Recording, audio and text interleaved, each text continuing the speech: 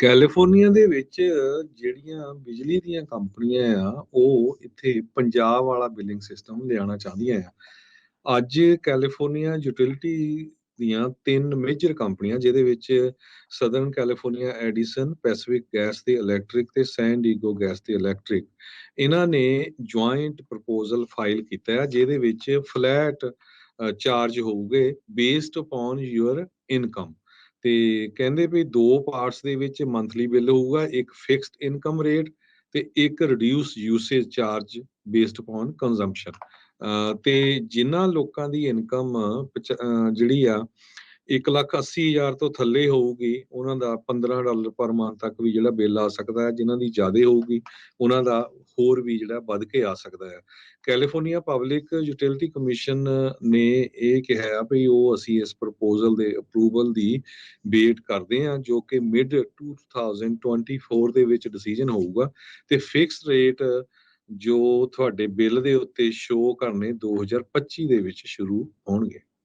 ਜੀ ਉੱਥੇ ਹਰਜੋਤ ਸਿੰਘ ਜੀ, ਜਿੱਦਾਂ ਪਹਿਲੇ ਕੁਛ ਯੂਨਿਟ ਮਾਫ ਹੁੰਦੇ ਆ ਕਿ ਉੱਥੇ ਇਨਕਮ ਦੇ ਹਿਸਾਬ ਦੇ ਨਾਲ ਬਿੱਲ ਪੰਜਾਬ ਦੇ ਵਿੱਚ ਰਹਿੰਦਾ ਆ। ਇੱਥੇ ਕਰਨ ਜਾ ਰਹੇ ਆ। ਨਾਰਵੇ, ਸਵੀਡਨ ਦੇ ਵਿੱਚ ਵੀ ਇਦਾਂ ਦਾ ਇੱਕ ਇਹਨਾਂ ਨੇ ਲਿਆਂਦਾ ਹੋਇਆ ਆ। ਉੱਥੇ ਵੀ ਇਸ ਤਰੀਕੇ ਦੇ ਨਾਲ, ਖਾਸ ਕਰਕੇ ਜਿਹੜੀਆਂ ਟਿਕਟਾਂ ਵਗੈਰਾ ਉੱਥੇ ਕਹਿੰਦੇ ਦਿੱਤੀਆਂ ਜਾਂਦੀਆਂ ਆ, ਜਿੰਨੀ ਤੁਹਾਡੀ ਇਨਕਮ ਆ ਉਸ ਹਿਸਾਬ ਦੇ ਨਾਲ ਕਹਿੰਦੇ, ਤਾਂ ਹੀ ਉੱਥੇ ਲੋਕ ਘੱਟ ਕਾਨੂੰਨ ਦੀ ਉਲੰਘਣਾ ਜਿਹੜੀ ਉਹ ਕਰਦੇ ਆ। ਸੋ ਕੈਲੀਫੋਰਨੀਆ ਪਬਲਿਕ ਯੂਟਿਲਿਟੀ ਕਮਿਸ਼ਨ ਜੇ ਕਹਿੰਦੇ ਵੀ ਜੇ ਪ੍ਰਪੋਜ਼ਲ ਨੂੰ ਅਪਰੂਵ ਕਰਦੇ ਆ ਤੇ ਅਗਲੇ ਸਾਲ ਦੇ ਮੱਧ ਤੱਕ ਇਸ ਦੇ ਉੱਤੇ ਫੈਸਲਾ ਜਿਹੜਾ ਉਹ ਲਿਆ ਜਾ ਸਕਦਾ ਆ।